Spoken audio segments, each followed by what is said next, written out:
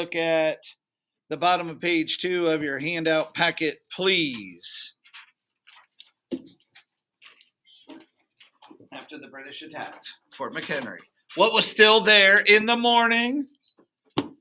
Amy. Oh, glory. Yep. Good job. What part of the United States opposed the war the most? Bryson. Northeast. Northeast. Mostly they were what party?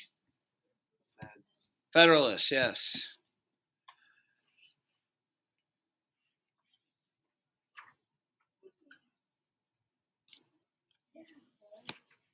Was he right or wrong? What do you think?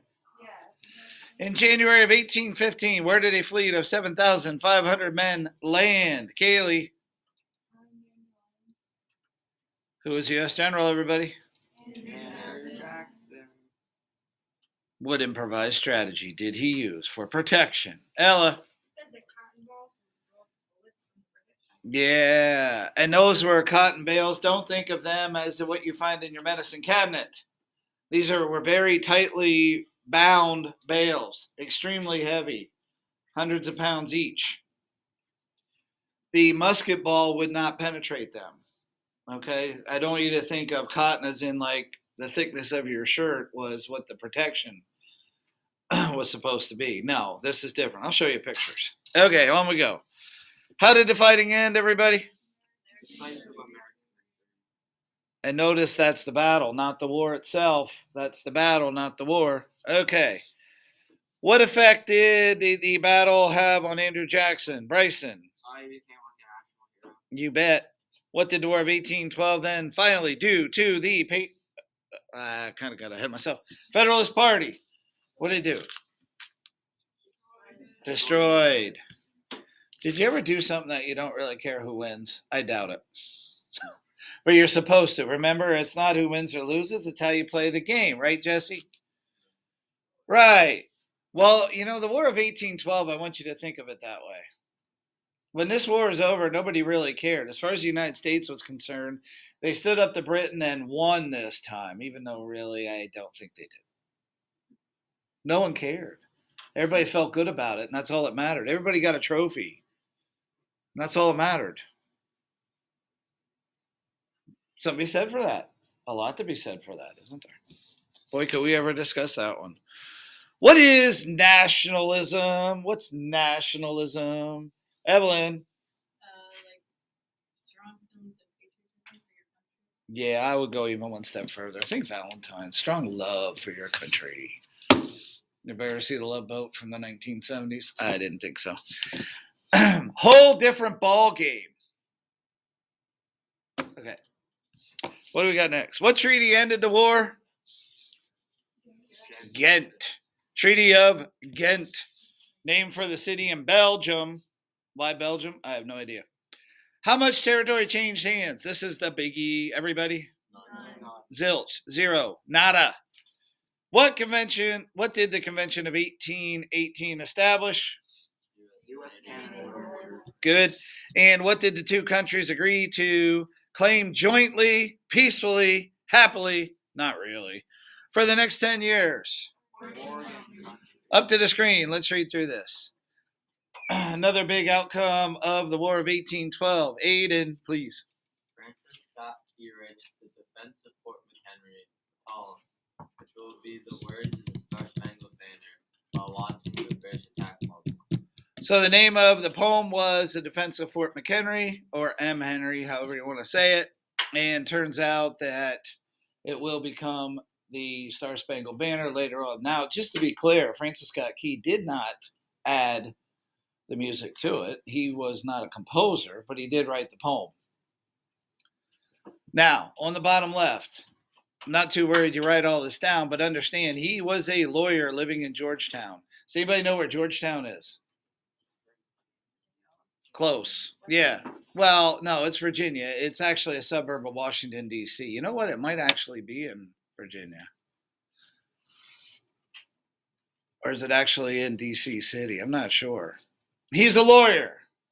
That's important to keep in the back of the mind here.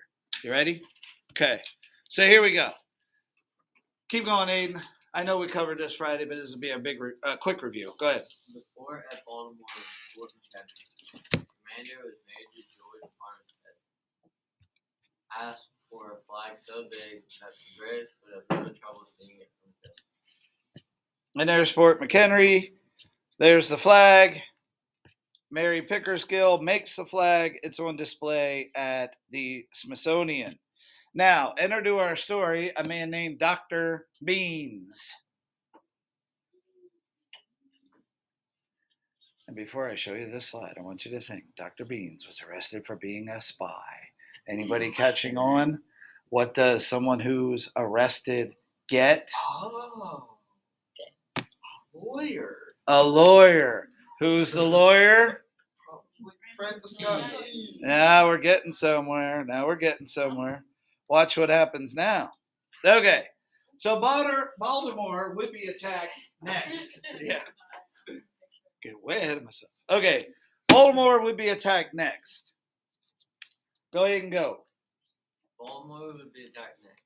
During the event, the British had captured Francis Scott Key's friend, Dr. William Beans.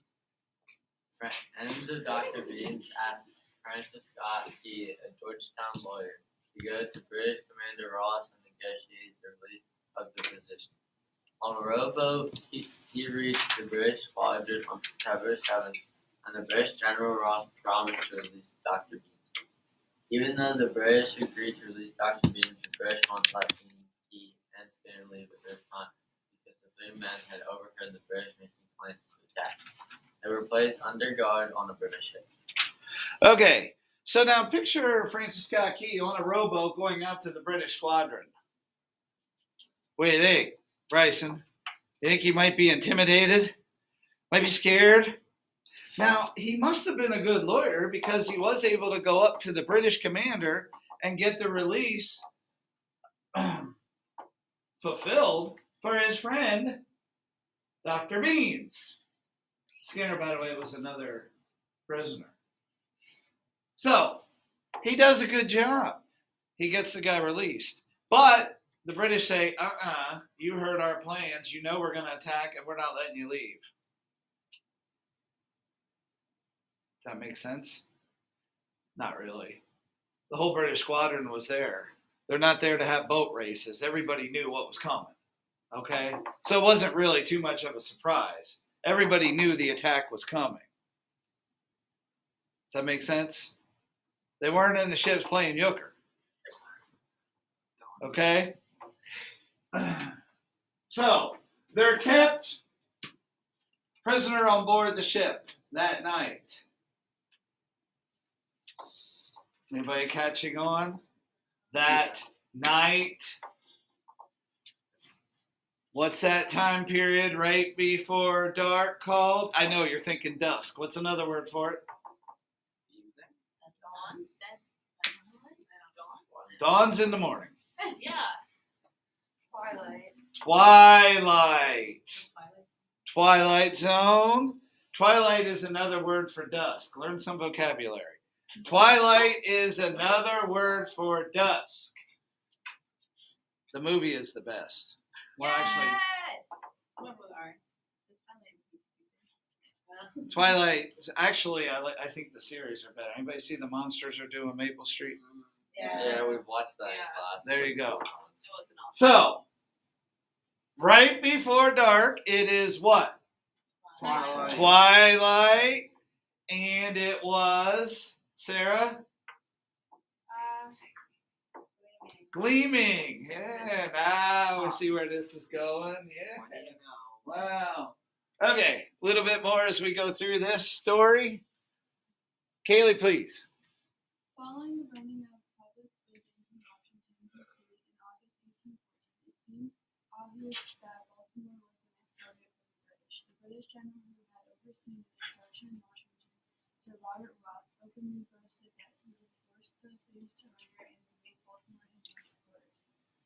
FYI, future President James Buchanan.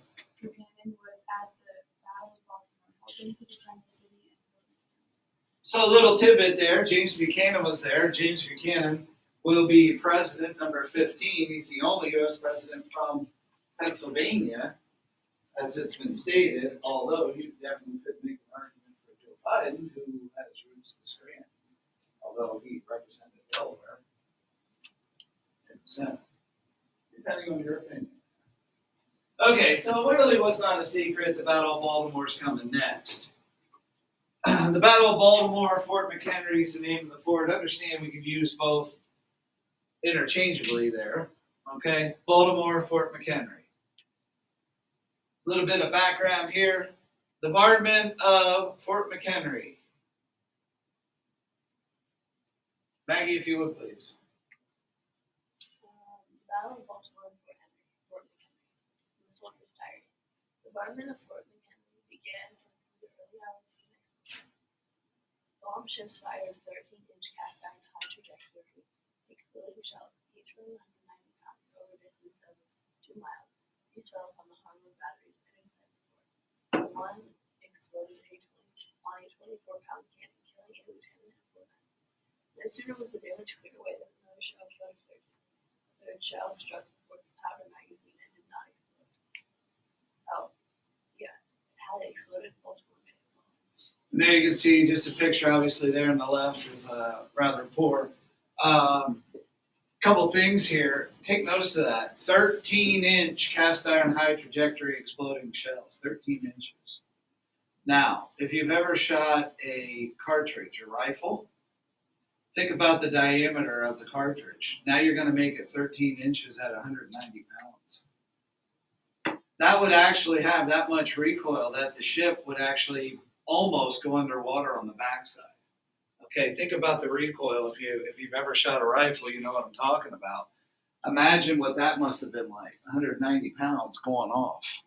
Okay, and literally what would happen is that the ship's like this and you would shoot the gun this way, it would literally rock the ship. Okay? They called them bombs. And they bursted in. Yeah. There we go. There we go. That's a bomb. And all through the night, Key is wondering if the flag is. Still there. On we go. Evelyn, please. The death of British General Ross, the turning point of the Battle of Baltimore, could be said to be the turning point of the entire war of 1812. Okay, and Ross was killed at the Battle of Baltimore.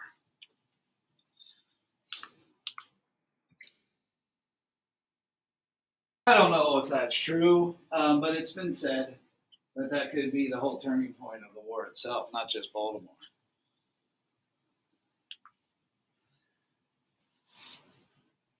Okay, Ross was killed. Said to be the turning point. Now, after hours of fighting that night, Amy, will you read this, please? Baltimore was thought of as being too costly a prize. The British officers ordered a retreat. Waiting in the pre-dawn darkness, he waited for the sight that would end his anxiety. He didn't know if the British had beaten the Americans, and he didn't know if Fort McHenry had fallen.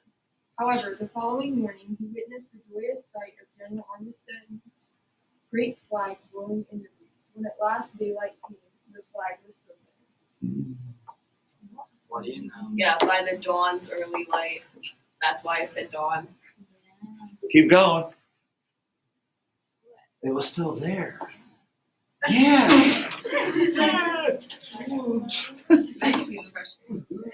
Whenever I hear that of the national anthem, I just always think of, like when Sarah sings it and after it's over, like at a sporting contest, all of a sudden everybody goes crazy. Yeah, here we go, and all that. And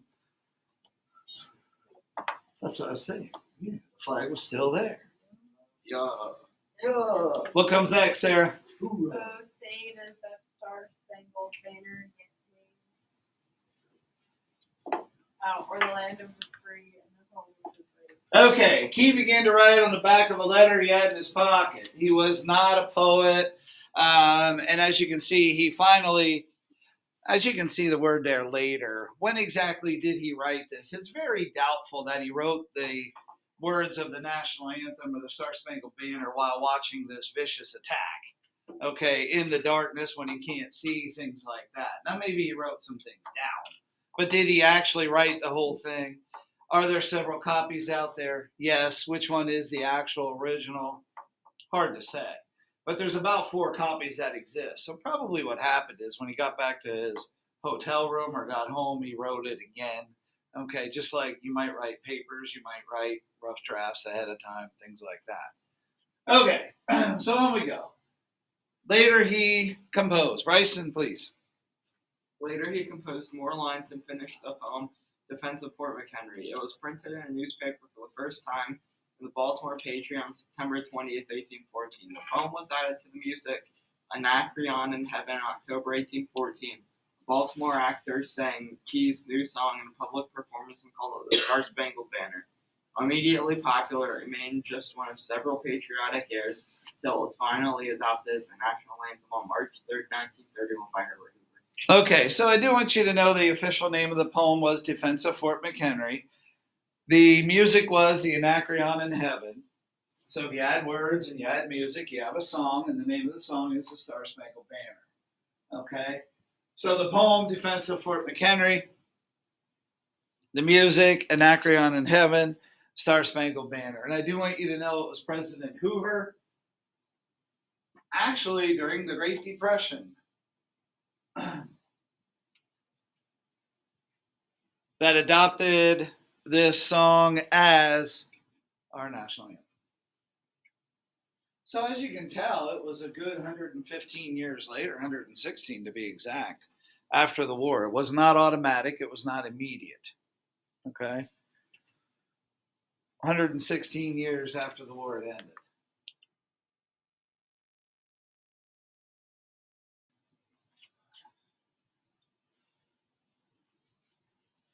March 3rd, 1931.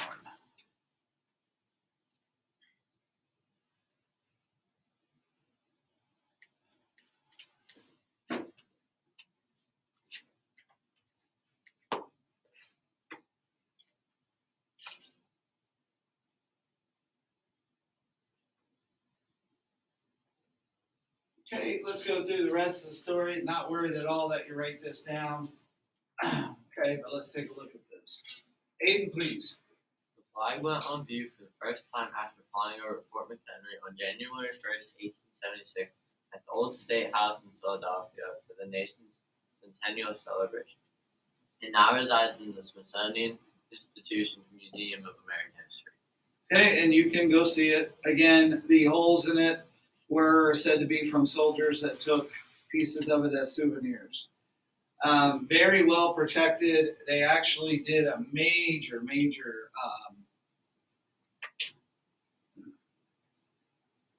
protections, series of protections, preservation, whatever word you want to use, in 2004. And they said that if they do nothing to it, behind that glass, the pressurization, it'll last for 1,000 years if they do nothing else. So obviously a very big undertaking. They actually did go through that with cotton balls through the whole thing by hand. It took several years. Okay, keep going, Aiden. America's most famous flag and highlight of any visit is the flag that inspired the national anthem. The focal pendulum, which seems to rotate as it swings, demonstrates the rotation of the Earth. I don't really know why they put those too close to each other, but nonetheless. Okay, so here we go. Now the words might sound a little more familiar. As you can see, of course, twilight before dark, the broad stripes, bright stars, the ramparts. Ramparts are fortress walls, if you weren't sure what that is. That's what a rampart is. A rampart would be like referring to Fort McHenry's walls. Okay, rockets, red glare. I think we get the idea there. And of course, the whole thing he was wondering, is the flag going to be there? Because if the flag was lowered, then the British would have won. Okay, and that's how our national anthem comes to be. Sarah, if you would do the honors, please. Oh, say, can you see by the dawn's early light what so proudly we hailed the twilight's last gleaming? Whose broad stripes and bright stars through the perilous fight, or the ramparts we watched were so gallantly streaming, and the rockets' red glare, the bombs bursting in air, gave proof we did night, but our flag is still there. So say, does that Star Spangled Banner yet wave, or the land of the free and the home of the brave? Obviously, words you've heard before, then I hope they make relevant meaning to you now. Okay, so let's take a look at this. Following a fierce night, I'm sorry, getting way ahead of myself here. Go ahead into Canvas there, please.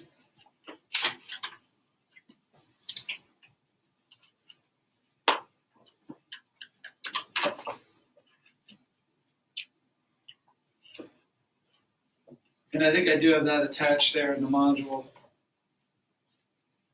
It won't be in today's, it's actually an attachment on the module.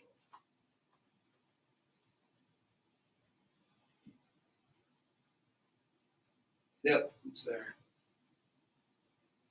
Yep, Star Spangled Banner turns 200, Mina Buffington. Everybody find it? Okay, Evelyn, will you start us and then you can call somebody, please? We just recently